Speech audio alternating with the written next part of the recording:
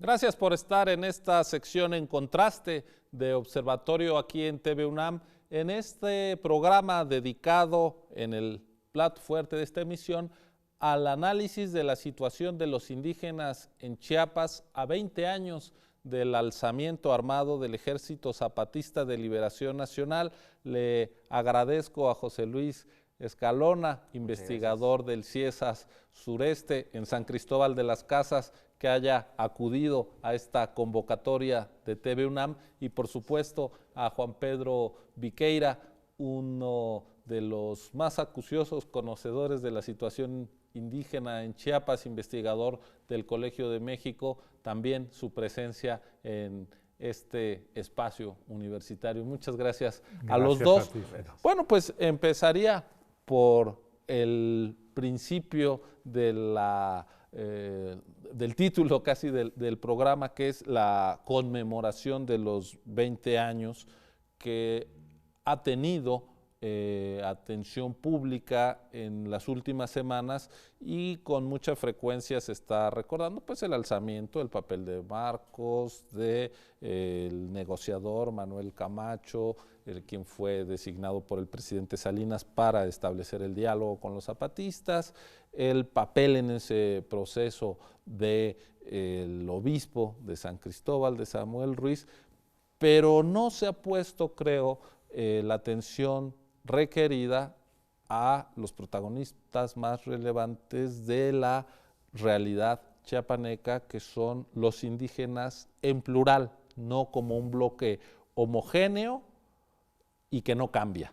Entonces yo quisiera empezar, si les parece bien, por situar 1994, la situación indígena, e ir avanzando, digamos, con una perspectiva, una visión general sobre los indígenas. Juan Pedro, si te parece bien. Sí, tal vez hay que entender un poco el contexto del 94 y el contexto de Chiapas, ¿sí?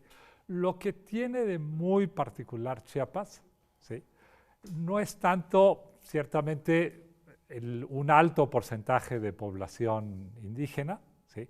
Oaxaca, Yucatán tienen porcentajes más altos, pero la gran peculiaridad de Chiapas es que todos se concentran en una gran región. Y en esa gran región, estamos hablando hoy en día más o menos de 1,5 millones de hablantes de lenguas mesoamericanas, son abrumadoramente mayoritarios. En los Altos de Chiapas estamos hablando de municipios donde el 98, el 99% de las personas hablan alguna lengua mesoamericana. El porcentaje disminuye en la selva lacandona, en el norte, pero seguimos alrededor de los 80-70% de hablantes de lenguas mesoamericanas, ¿sí? Esa es la gran peculiaridad. ¿Sí? La otra gran peculiaridad de Chiapas, que no hay que olvidar, es que es un estado eminentemente rural, ¿sí? Ahora todavía solamente el 33% de la población vive en ciudades de más de 15,000 habitantes. Para dar una idea, en México el porcentaje es el doble, ¿sí? Entonces, eso lo que hace es que todas las presiones del crecimiento demográfico se concentran en el campo, ¿sí? Porque en realidad no hay empleos suficientes que estén generando las ciudades, ¿sí? Y entonces eso genera una presión sobre la tierra gigantesca que ninguna reforma agraria puede resolver. Contrariamente a lo que se piensa, Chiapas y sobre todo las regiones indígenas de Chiapas no son regiones donde predomine el latifundio, ¿sí? Lo que predomina en las zonas indígenas es el minifundio. Prácticamente, hoy en día, prácticamente toda la propiedad está en manos de los indígenas en sus regiones. Y si me permites hacer una nota al pie en este comentario que haces, en una tierra muy poco productiva, porque se dice con mucha frecuencia Chiapas es un estado muy rico, y sí lo es en términos de biodiversidad, se genera buena parte de la energía hidroeléctrica del país, pero en otras partes de Chiapas, no en la zona del conflicto, donde además la propia orografía, en fin, no permite buena producción agrícola. Entonces hay presión demográfica sobre tierra de baja producción. Efectivamente. Chiapas tiene algunas zonas de muy buenas tierras, que es el caso del Soconusco, pero pues es una zona donde prácticamente no hay indígenas. ¿Sí? Que es la zona cafetalera. Es la zona cafetalera y también de plantaciones de frutas tropicales, ¿no? Entonces, este es el contexto. Ahora, en 94, la sorpresa que representó el alzamiento, pues situó el conflicto como lo generalizó en términos de opinión pública, digamos, como si estuvieran todos los indígenas involucrados en el EZLN, hasta donde entiendo no necesariamente fue así, incluso en las comunidades donde sí hubo participación, salvo algunas excepciones, la Garrucha, en fin, no puede decirse que todo mundo haya sido zapatista. Yo quisiera un poco, José Luis, tener ese mapa, ¿no? Claro. Bueno, también, digamos, pensando en esta distribución geográfica, yo creo que hay un peso importante de la historia de cada una de las poblaciones indígenas, que efectivamente son muy diversas, muy distintas. Hay una importante presencia en la zona de los Altos, como bien decía Juan Pedro, en pueblos establecidos de hace mucho tiempo, ¿sí?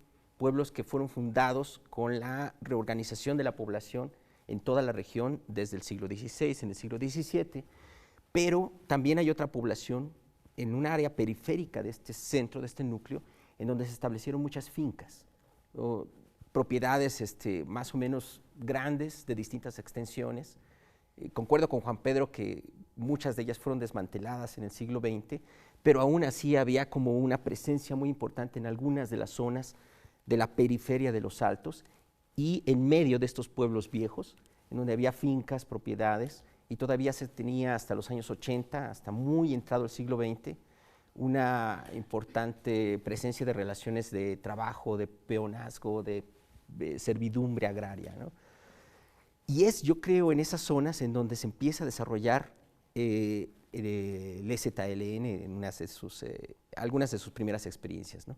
Y también hay otra parte importante, la zona de la selva, que había estado explorada, explotada por diversos empresarios de maderas y por otros exploradores, pues empezaba a ser también un colchón importante de la presión agraria de la otra región. Entonces hubo una serie de migraciones, de colonización, no solamente de indígenas de Chiapas, sino de población de muchos otros lugares, pero también había esta experiencia, ¿no? Mucha gente que salía de la presión por la tierra en sus pueblos y se iba a colonizar la selva. Y curiosamente también es en esa zona, es una franja muy larga que corre desde el norte hasta el sur, hasta la frontera con Guatemala, es donde se tenía, o tengo la impresión de que es donde se tenía mucho mayor, digamos, dinámica de organización política, social, y donde finalmente se desarrolló mucho más la presencia del Ejército Zapatista de Liberación Nacional. En el 94 podríamos estar hablando de una población indígena en Chiapas cercana a los 800,000. Sí, incluso un poquito más, sí. Pero sí, por ahí 800,000, 900,000. Y digamos, las bases de apoyo del EZ, por lo que he leído, rondaban los 40,000 y además, digamos, ya los milicianos alrededor de 3,000. Es decir, simplemente para poner en perspectiva que quizá aquella generalización no es adecuada, ni lo era entonces. Sí, yo diría, en realidad el núcleo duro del EZLN es relativamente reducido. ¿Sí? Lo que multiplicó por mucho su impacto en el 94, ¿sí?, es que muchas organizaciones campesinas e indígenas apoyaron las reivindicaciones del EZLN. ¿Sí? Y entonces, digamos, en un momento dado, eso se puede más o menos ver en las elecciones del 94, ¿sí?, el EZ y sus aliados, ¿sí?, llegaron a ser mayoritarios en la selva lacandona, ¿sí?, y debían constituir un 40 y tantos % en las zonas, digamos, más tradicionales, las zonas que no eran de colonización reciente. Pero eso sí nos habla justamente del impacto y el éxito que tuvo el EZLN en el 94. Y de alguna manera la debilidad creciente del EZLN tiene que ver sobre todo con que ha ido perdiendo a sus aliados. Hay algunos casos donde, por ejemplo, la CIOAC o distintas organizaciones sociales de reivindicación de derechos, posesión de la tierra, en fin, aprovecharon el alzamiento para, por ejemplo, pues hacerse de tierras, en fin, lo que permitió un reparto de aquellas fincas y la expansión, digamos, de lo que llamas la simpatía, de tal manera que la relación de las distintas organizaciones indígenas preexistentes con el EZ es variada, en algunos casos productiva, digamos.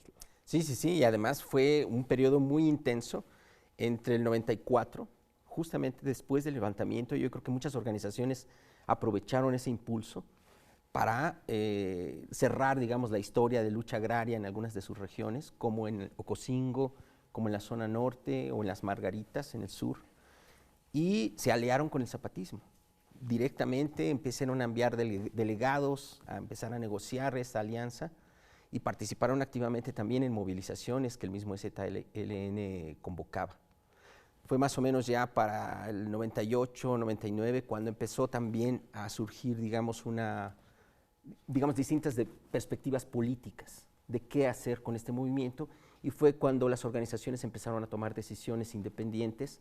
Algunas se fragmentaron y siguieron con el EZ, y otras continuaron con otro tipo de vías, ¿no? Entre ellas la vía electoral, que fue una que se abrió en algunas regiones también, ¿no? Yo quisiera, si me permiten, vamos a hacer una pausa para ver si podemos establecer una suerte de periodización de estos 20 años en términos de las dinámicas más relevantes de las organizaciones indígenas en esta zona de Chiapas.